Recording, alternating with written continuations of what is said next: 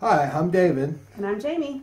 And we are freshly off of the Carnival Horizon 6-day cruise that we went on December 2019. And we're going to tell you guys all about the likes and dislikes that we had about the ship. 100% honest review. Not going to hold anything back. No holding back. And we're just going to give it to you straight.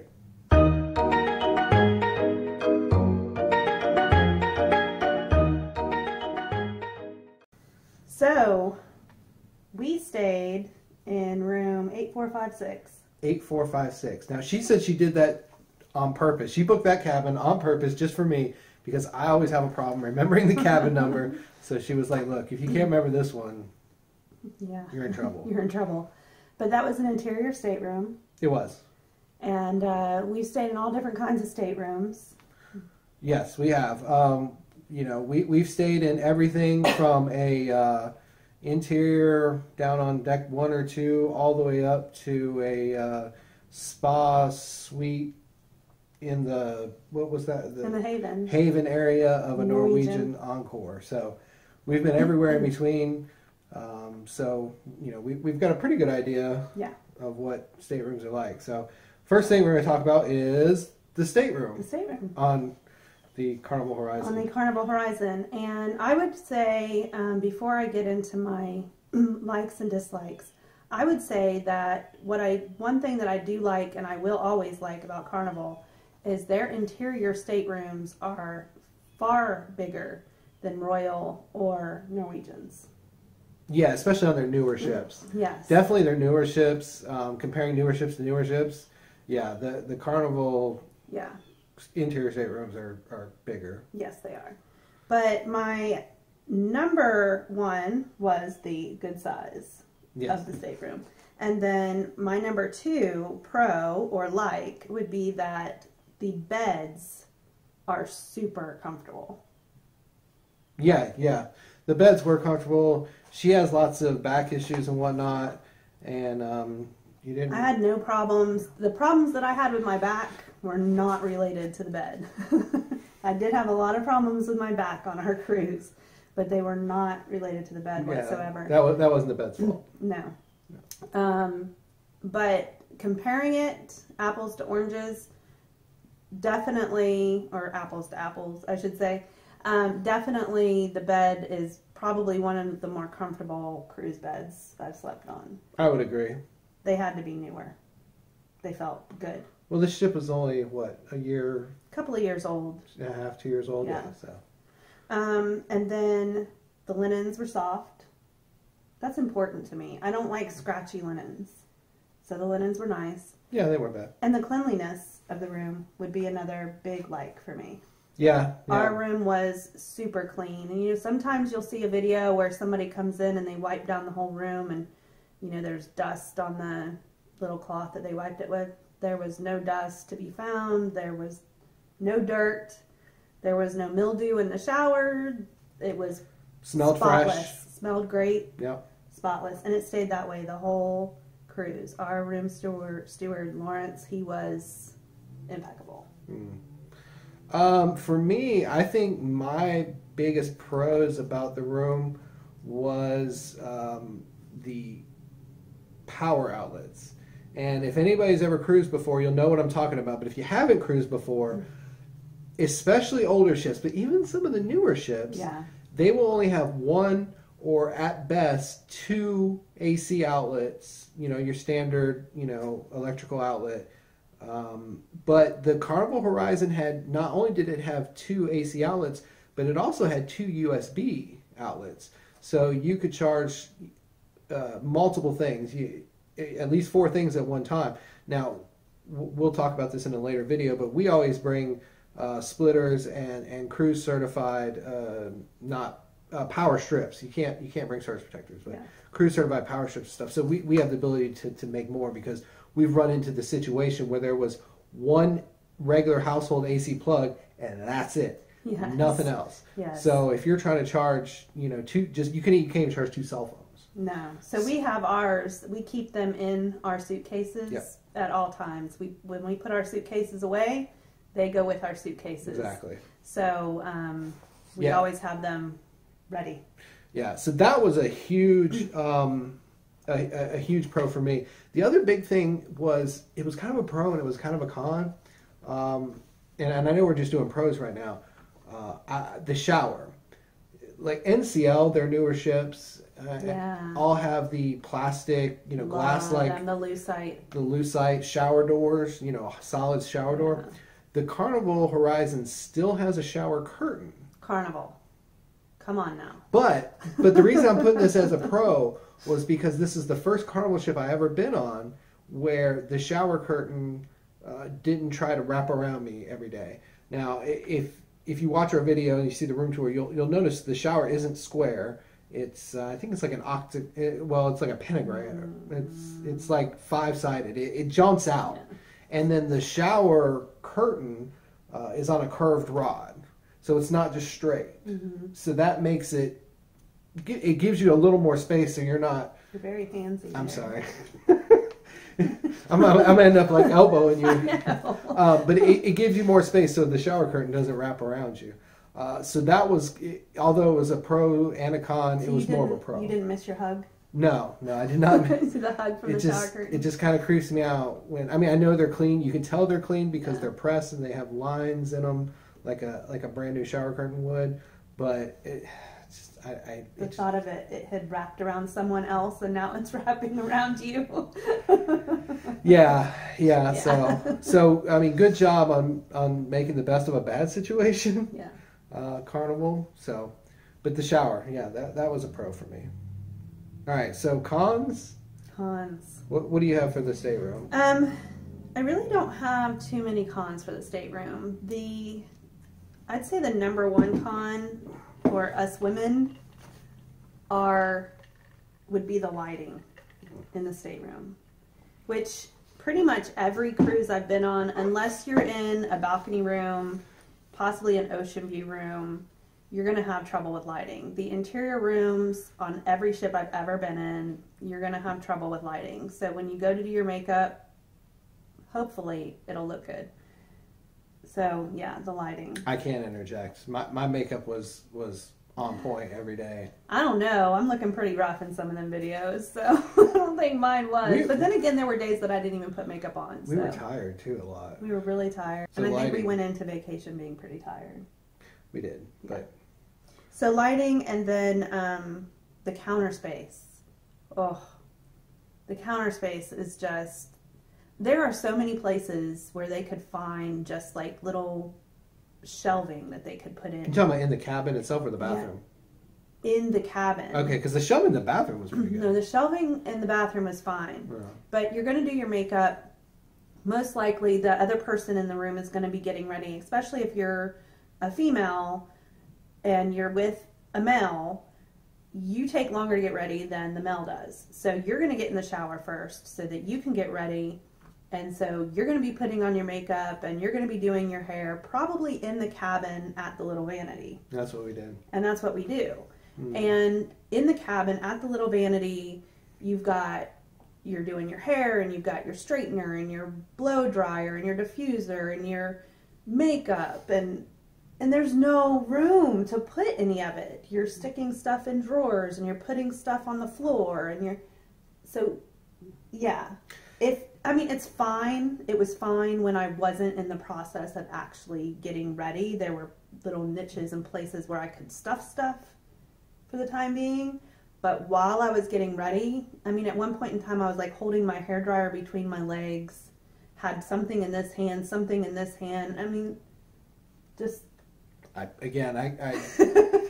out of my ballpark there. I had no problems getting ready. None of the things that I have mentioned as cons would have stopped me from going on the cruise. And they did not ruin my cruise. My only con that I could even come up with for the stateroom was there was only 2 closets. There was the one closet that you opened up and had the the bar and you could hang your clothes. Long dresses long dresses and stuff. And the other closet had the couple of shelves, 3 or 4 shelves, the safe, and then 3 drawers in the bottom. And although it was sufficient for a 6-day cruise, it was tight. Well, I bring a lot of sundresses typically, and I hang my t-shirts. I don't put my t-shirts away. Well, you have to. There's not enough drawers. There's not really enough drawers. I mean, I could have put them on shelves and whatnot, but I tend to just like to have my t-shirts hung. I hang them at home. So I mean, it was sufficient for 6, but I mean, if you were doing the Horizon for 10, it would have been rough. If it was like a 10-day. If we had brought enough clothes for a 10-day. Yeah, and we've cruised enough that we don't overpack as much as we used to. We've gotten a lot. Some of us don't. We've gotten a lot better. Some of us don't. I'm getting better. But yeah, if you're an overpacker or you're going on like a 10-day, it's going to be a little tight. Yeah. Without that third closet. But I mean, again, it's kind of nitpicking. It was sufficient. I mean, it would have been sufficient for a 7-day. We could have done it on a 10-day. It would have just been, everything would have been a little bit tighter.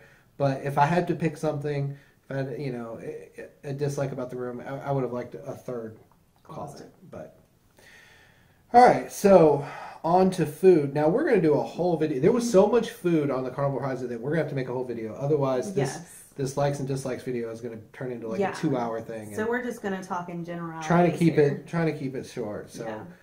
Generalities, the foods, I'll go first. My biggest pro about the food in general was just the overall diversity. There was, as I said, so much. I mean, you could get, if you could go to the buffet, if you didn't like anything that was on the buffet, you could go to Guy's.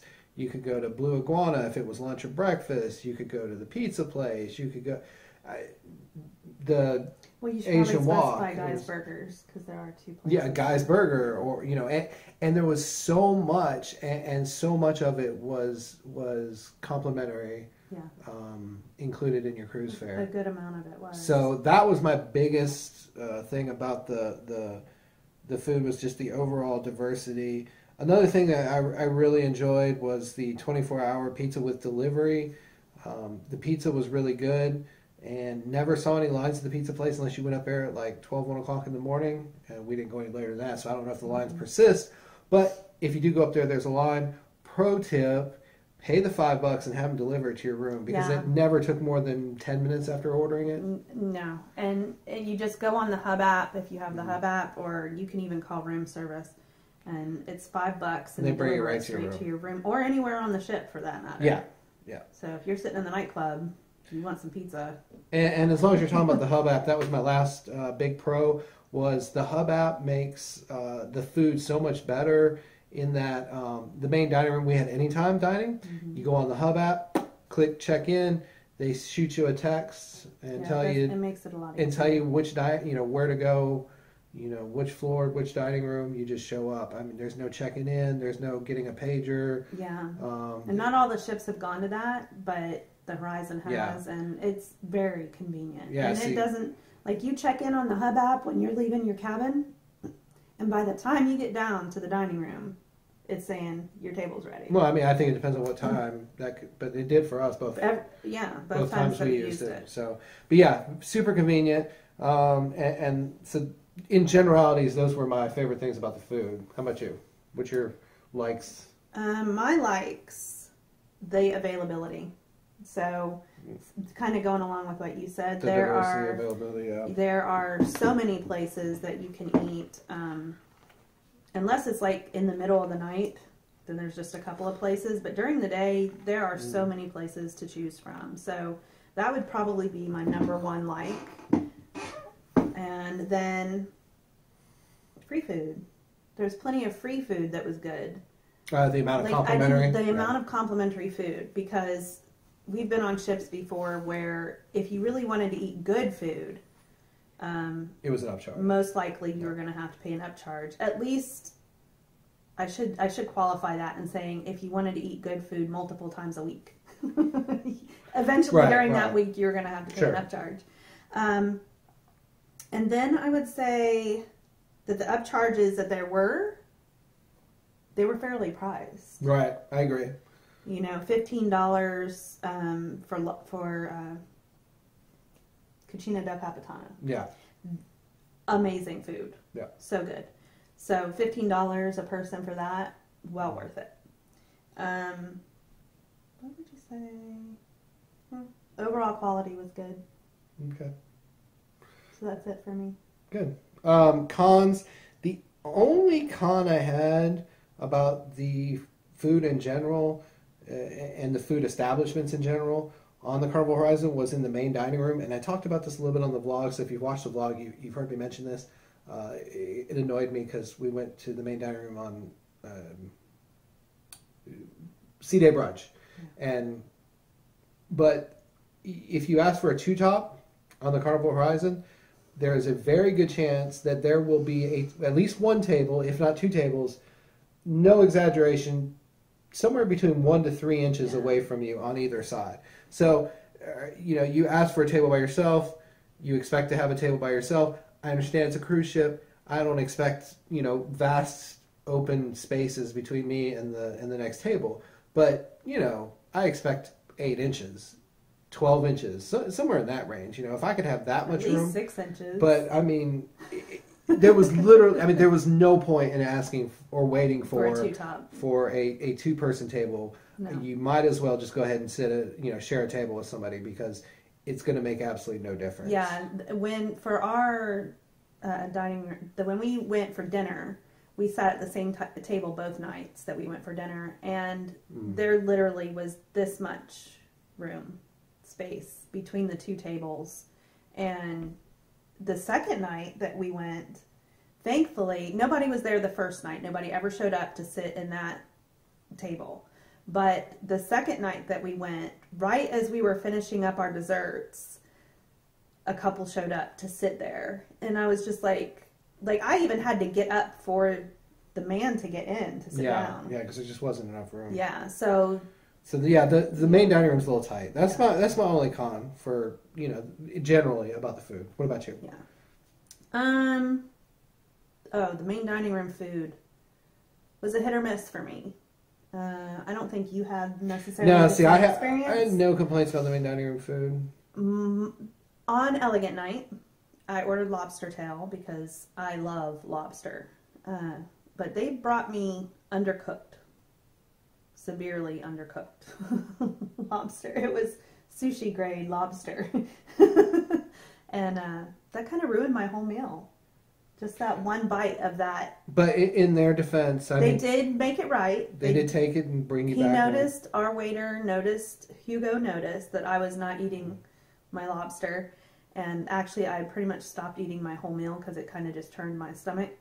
And he was like, "No, let me bring you something else." And I told him no, it was okay, and I would just finish the sides that I had. And he was like, "Absolutely not. Let me go get this fixed." And so he went and got me another lobster tail, and it was cooked perfectly, and I ate most of it. But so they did fix it, but it was just hit or miss as far as how good the food was, including at brunch. So that would be a con for me. And then this is not really a con, but it is kind of a con. There was so much to choose from, I didn't get to try everything. I don't know if it's really a con.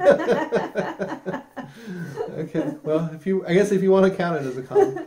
Maybe if I was on the 8th day, I could have hit up a little bit more. Yeah. Or if we didn't go to the main dining room twice, two out of the 6 nights. But 5 nights, 6 nights, whatever. So yeah, that would be. No. I would have liked to try more. All right. Next is elevators. Now, I know the elevators have been a huge topic of contention all over the internet. It's been all over YouTube. Pros and cons. What do you got? They were quick. I thought so too. I loved them. They were quick. They were efficient. The only time that I didn't love them was when too many people were trying to get to wherever they were going that didn't know exactly how to use them.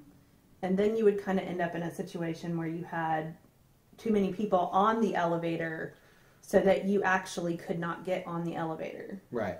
And that's the con. That's the con. The pro is when everybody does the right thing, they're amazing. Yeah. The con is a lot of people didn't do the right thing, and then they were worse than a normal elevator. Well, and in their defense, it's not clearly posted at every elevator bank how you're supposed to do it. There's no instructions, all over the place, so that people don't realize that you're supposed to do that twice. Mm-hmm. You know, or if you have 2 people, or if you have 6 people, you do it 6 times. And I maybe some people don't care, but because I saw some people who probably knew what to do but didn't. Right. But for the most part, I didn't have any problem with them. No, only a couple times. Yeah. We have problems. Yeah. Let's see. What do we got next on this? Crowds. How'd you feel about the ship as far as crowds were related? I should say. I think the disbursement of the crowds is pretty great on that ship. I mean, you have a lot of people on that ship. I can't remember the exact number, but it's well over 4,000. And it never felt like that, except for Embarkation Day. In the places you expect it to feel crowded on Embarkation Day. No matter what ship you go on Embarkation Day, everybody knows the Lido, the lobby, buffet, all of those places atrium. are going to be packed. So other than Embarkation Day, there was no point in time where I was ever like, oh, there's just too many people here. No. No, I would agree 100%. That, as far as the crowds, that was my like. My like is kind of like you said, the way the ship was designed. I really noticed that there wasn't a whole lot of what I would refer to as pinch points through the major thoroughfares. We ran into this a lot on the Dream. The Dream, when we Dream went on it years ago, they may have changed it. Right. We went on it 3 or 4 years ago.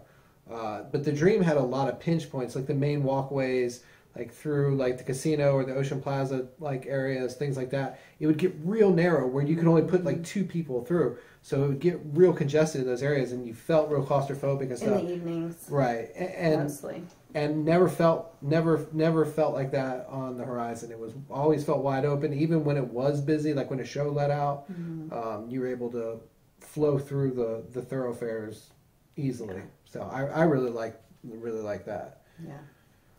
And then what would you say a con was?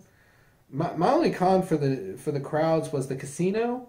And I kind of feel like Carnival put too many machines and tables in the casino. They're a bit too close together. Yeah. And not that we're huge gamblers, but we did spend a little bit of time in the casino. $20 a week. $20. But the cruise, I should say. But one of the bartenders we liked, he worked there, so we ended up going in there a couple times and getting a drink just to talk to him and whatnot. But yeah, the casino was really tight, and I really feel like Carnival, and I understand, Carnival's trying to make their money. I understand people, want different games and stuff. People want the casino, and they want different things but in the casino. You couldn't walk in between some of the machines, because it was, if somebody was sitting in front of the machine and their chair wasn't pulled up really close, you couldn't walk around them. Yeah. And I've never experienced that on any ship, on any cruise line, where the casino was just that packed. Yeah. That's, if I have to say crowds, it was the crowds in the casino. That again, not a big deal. That was a con. Yeah. I mean, it was a con, but not a big deal. Didn't ruin our cruise. I'm nitpicking because I gotta tell y'all something. Yeah. All right, so that's the crowd. So overall, we didn't feel like the ship was crowded. Oh no. Probably one of my favorite design ships that I've ever been on. Great design for crowd control and disbursement. Yeah. Okay. Embarkation and Debarkation. Amazing. What you have for your likes about it?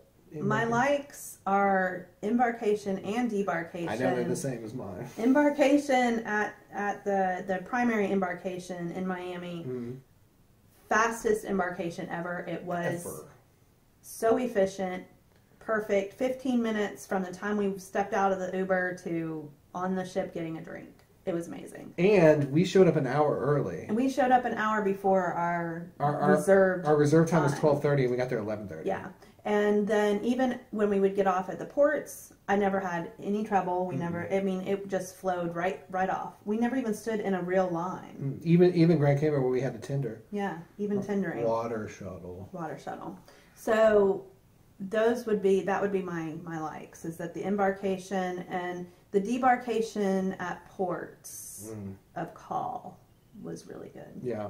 The ship was designed well. The Carnival staff had their stuff together, and they got people on and off the ship. And we never stood in a line, not a real line. Like, we may have stood in a line that was like getting back on in a port. We may have stood in a line that may have been 10 people long, but it was like a constantly moving line. It wasn't standing. The only time getting on or off the ship the line really slowed down is if somebody had to have their picture retaken because they're wearing glasses or not wearing glasses or had their hair up or had their hair down. Watch our vlog, you'll know what I'm talking about. Yeah. All right. My biggest pro or thing I liked about the embarkation debarkation thing, and this might resonate with some people, I don't know, especially if you're an older cruiser, you've been around for a little while. When we got off in Miami after getting back, they had a luggage carousel, like at the airport.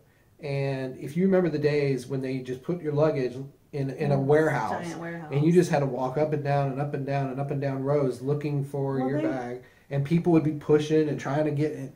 I hated that. Yeah. And just having a luggage carousel like at the airport, you just stand there and you wait for your bag to come by, and you're like, oh, there it is. Greatest thing ever. I think every port should have it. I think it should be federal law. The U.S. government should mandate it. That's so ridiculous. Oh my gosh. It's that good. I'm telling you, it's that good. Okay, so cons with embarkation and debarkation. Both of our cons, I'm cheating. I'm looking at your paper. You're looking at my paper. Our cons are exactly the same. Oh my gosh. Debarkation in Miami. As good as embarkation was in Miami, debarkation, not the actual part of getting off of the ship. No, it has nothing to do with the ship or Carnival. No. The port of Miami. The port of Miami, you have got to fix your situation. It was truly a nightmare. It was. And I don't say that like easily, you know. Yeah, something may have been rough or whatever. No, this was beyond rough.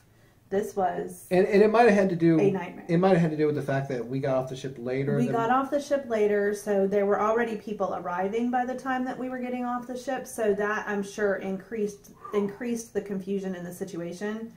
But I mean, it was a madhouse. It was nothing but sheer chaos once you got outside of the port.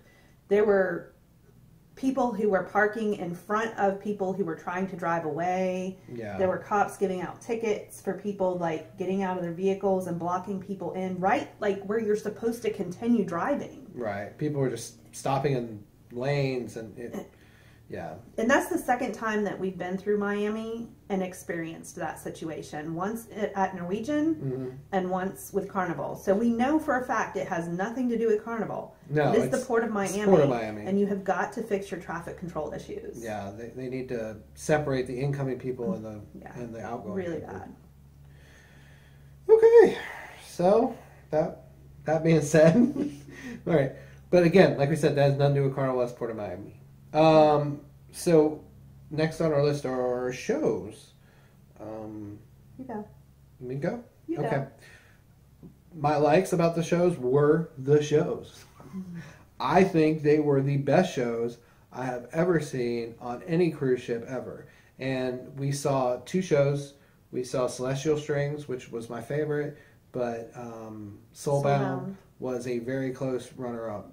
Definitely between Norwegian, Royal, and Carnival, best shows I've seen on any Now, cruise granted, ship. we have not been on, the Royal. We have not been on like the Symphony of the Seas where they fly Oasis class ships, right, people where from they New York. have ice skating shows and they have Broadway plays. We have not been on that. So, mind you, we are comparing this to cruise ship entertainment, not Broadway entertainment. Correct. And yeah, that was, I would say the same thing. I would say that they were really amazing, and I loved with Soulbound how they had like the whole theatrics at the beginning that were kind of part of the show, but they weren't necessarily part of the show. I really liked that. Yeah. Again, I'm cheating, and I'm looking at your con, and our cons are exactly the same. our dislikes, the seating in the Liquid Lounge. Oh man, that's the worst part about that ship. It really is. If you want a good seat, you have to get there early. I would suggest at least 15 minutes. Right, early. so you can be the first person in the door because there's so many bad seats. Yeah, I don't think. I mean, even with the older ships, you could find places where you might have a big pole in the way or something like that. But the majority of the seating on an older ship, at because least it the was ones we've been on. Tiered stadium type. Yeah, thing, at least the ones we've been on. Right. You could have a decent view of the show. Right.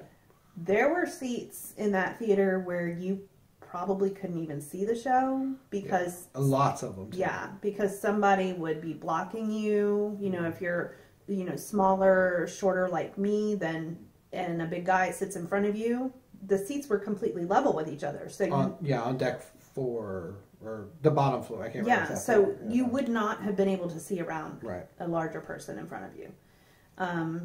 And we sat at one point in time. We sat where we thought was going to be good seats, but then you realized that the way the wall was. Yeah, they had it like jaunted out for the lighting, and you couldn't see around. You couldn't see around that wall. And it was the front row on the top. I mean, I don't know. So yeah, the seating is not the best. So our suggestion is if you want to make sure that you get a good seat where you're going to see, especially maybe if you are shorter in stature, get there early. Get there early, for sure. All right, so that's the shows. What else do we have on our list here? Entertainment and activities, other than the shows. Other than the shows, okay. What you got? What you got? I would say that the entertainment and the activities were great on this ship. Cruise director Mike Pack. Boom! Getting it done. Yeah, he's getting it done, man. There is always something to do. There are multiple things to do in different parts of the ship that different, personality types are going to like to do. So that's part of the crowd disbursement, even when it comes, not just the layout, it comes to where the activities are, because we've been on ships before where it felt super crowded because maybe there was only one activity going on at a particular time. So everybody on the ship, or half the people on the ship who didn't want to go lay out by the pool, were at that other activity. Right. And that was not the case on the Horizon. Mike Pack, man. Yeah. And my likes and pros are basically the same thing. I got Mike Pack. Every time I saw that man, he was like, he was always dancing and smiling. Happy. Hey, how's it going? I mean, wearing crazy suits. And, yeah. I mean, that man, if I had 1,000th the energy that man had. Oh gosh, I wish I had the energy that man has. Just a little piece of it.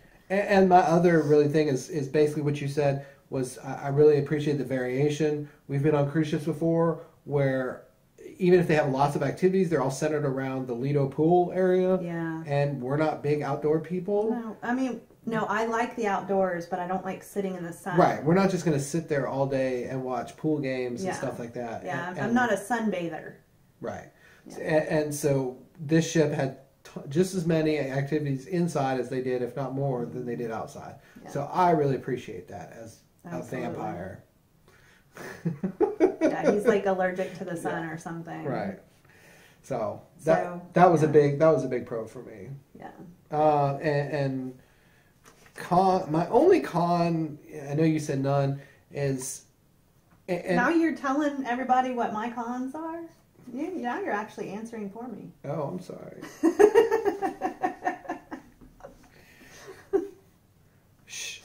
She may or may not have had a con. I don't know. My only con as it relates to the activity or thing I dislike was the lack of activities on port days. And I know, before you get into it, every ship has this issue. Every ship, and I know half the crew goes out on port. I get that.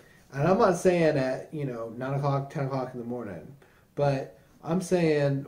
by noon. Well, because a lot of ports, even if you go out, even if you port at 8 o'clock in the morning, a lot of people have gone out and come back by 12:30. Right. If sail away is at 3 o'clock or all on board is by 3 o'clock, I expect activities to start picking back up by 1. Yeah.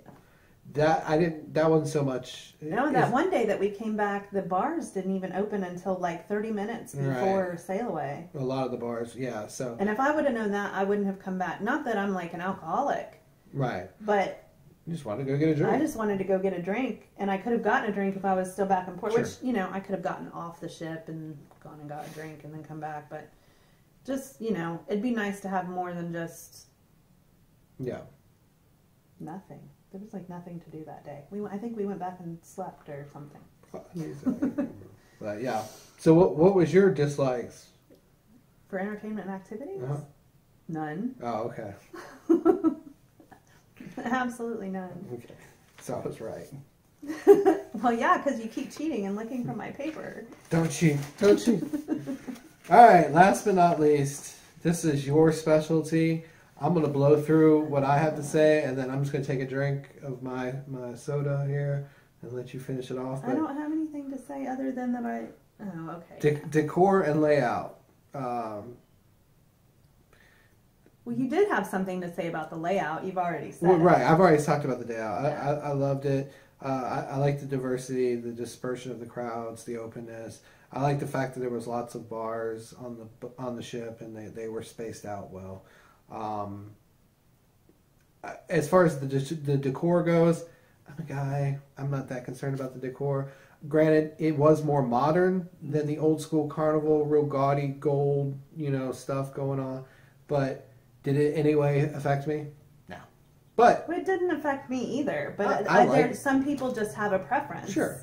I mean, my preference is the more modern stuff, but I really, it was cool. Yeah, I mean, I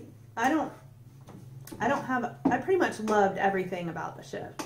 There's not a whole lot that I could even come up with to nitpick for cons. And I loved the decor. I thought that it was very modern in comparison to some of the older Carnival ships. It felt very bright and clean, and I really liked the decor. And some people will look at the older styled ships that are kind of, the Farkas styled ships that are like kind of crazy and out there with like alien heads and... The Farkas? Farkas. That was the designer of the ship. Oh, I that's thought you who said designed. Farkas. Oh my gosh! No, that's who designed the ships. All of them? Yes, back in the day, that's who did it. And I may be getting his name wrong, but that's what came to my mind, so I'm sticking with it. I bet he got bullied in school, Mr. Farkas. Farkas. Oh, Farkas. And why? Maybe I'm wrong. Maybe I'm remembering that from A Christmas Story. That might be the other kid's name in Christmas Story, Farkas. I don't know. Anyway, the way that they used to be designed back in the 80s and 90s, early 2000s, was really gaudy. Like there's some crazy stuff on some of those ships. There's like the big Beetlejuice monster with the teeth and all that on one of them. Yeah. So it just clean and nice and modern looking and tranquil colors, and yeah, I liked it. And cons as far as decor go, I have a thing for the sports bar. Ever since our very first cruise, we've had, like, when we went on the Glory, it had like the sports bar where you had the bench seating by the windows. And that very first cruise, I spent a lot of time sitting in those booths staring out at the ocean, and I liked it. Mm-hmm. So I missed that the Skybox is now like in this little, on the horizon, it's in this little cave on the side of the walkway, of the main walkway, so it doesn't have direct access to an ocean view. Yeah, it's on deck 4 between the comedy club, the Limelight Lounge, and the casino. Yeah. So it's interior. It's interior. Interior. I think there may have been like windows on the there was windows in the hallway, walkway. Yeah, but a lot of times the blinds were closed on those windows. Right. So yeah, and that's super nitpicky, But yeah, and that's super just like my thing. Right. And nobody else cares about that. Anything else? That's it. Okay. So overall, kind of in closing about the Horizon, it was a great vacation. It is really, the Horizon really kind of restored my faith in Carnival. Mm-hmm. We went on the Dream, and I was so underwhelmed with the Dream. I thought I was never going to get him back on a Carnival ship again. I was. And I'm telling you, I think that it just had a lot to do with the cruise director at the time. The cruise director, the staff, the ship itself. It was just a combination of things, and just underwhelming. Yeah, it was very underwhelming. Not horrible. I will say this The worst day on a cruise ship is better than the best day of Right. life. I hope I can never not say that anymore, because I hope something serious doesn't ever happen to me. But I've never had a bad cruise. Yeah. But out of all the cruises I've been on, that was the one I liked the least, and I just kind of blamed Carnival as a whole and said, I'm done with Carnival. But no, Carnival, the Horizon, the ship, the staff, the cruise director, Mike Pack, all you guys have really restored my my faith and your faith in Carnival. Yeah, and the brand, and I'm fully on board. We're so on board that we've been back for 3 weeks, 2.5, 3 weeks now, and in that time we've already booked 2 more Carnival cruises. So 2020, we've already got 2 Carnival cruises booked. So, yeah, good job, Horizon and crew. You've Carnival should give you all a raise. Yeah, you guys did it. So for me, I said it before. This is like a 9.5 out of 10 as a whole for the cruise and the vacation. Really enjoyed it. Couldn't have really asked for much better of anything else. I know we've thrown out some dislikes and some cons here.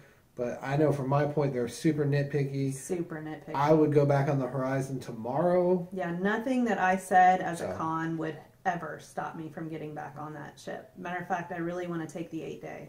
Yeah. So. All right. Is there anything else? No. Okay. Well, the Horizon was great, and we appreciate you guys coming along with us. Yes. Thank you so much. To everyone who's already subscribed, yep. We just went live yesterday morning with our YouTube channel, and to everybody who's subscribed already, thank you so much. You have no idea how much it means to us. It just makes us feel so good. And if you haven't subscribed, click that subscribe button, like this video, give it the thumbs up, and ding that bell. Ding the bell so that you get notifications for when we upload more videos, so you can come along for the ride and see them all. I think that's about it. That's it. All right, so until next time. Until next time, sayonara, see you later, and bye-bye. See ya.